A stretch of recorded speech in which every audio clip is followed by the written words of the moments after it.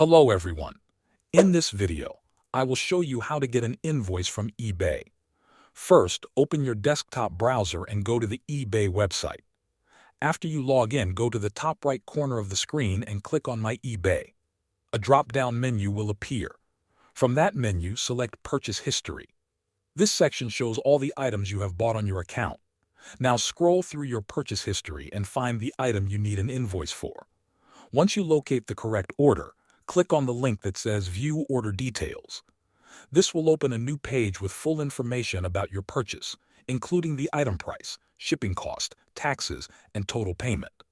On the right side of the Order Details page, look for the option that says View Printer Friendly. Click on it. This will open a clean version of the order that is formatted for printing. To save this as a PDF, use your keyboard and press Ctrl and P on Windows or CMD and P on Mac. When the print window opens, change the printer destination to Save as PDF instead of a physical printer. Then click Save and choose where you want to store the file on your computer. Thanks for watching.